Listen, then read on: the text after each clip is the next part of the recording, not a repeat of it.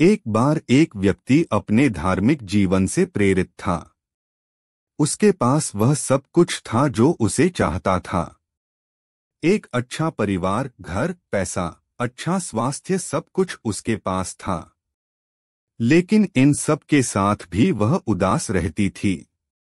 उसे खुशी महसूस ही नहीं होती थी, जिस वजह से वह बार बार मोह में रहती थी।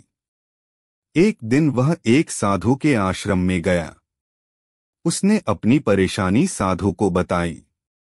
साधु महाराज के आश्रम में उन्होंने अपनी पारिवारिक स्थिति के बारे में बताया। साधुओं को पुरातन काल तक नहीं लगा कि वह ठीक क्यों नहीं है। साधु ने उस व्यक्तित्व को एक छोटी सी कहानी के लिए कहा। कहानी कुछ इस प्रकार थी।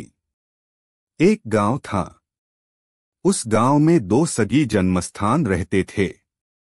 भाग्यवश बड़ी बहन की शादी अमीर के घर में हुई और छोटी बहन की शादी गरीब के घर में।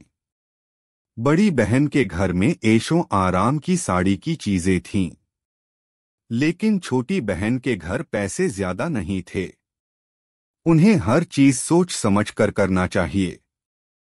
काफी वर्षों बाद दोनों पार्टियां एकत्रित हुईं।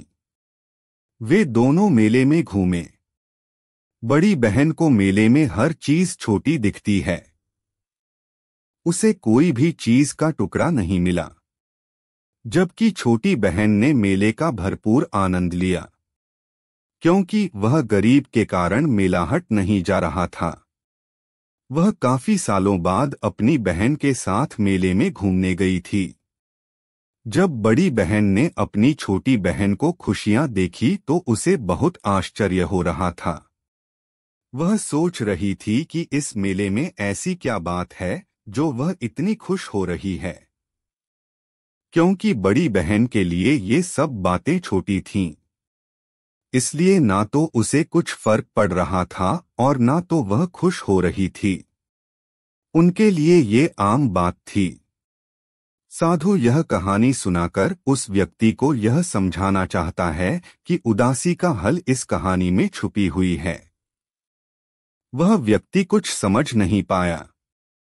उसने साधु महाराज से पूछा, वह महाराज कैसे?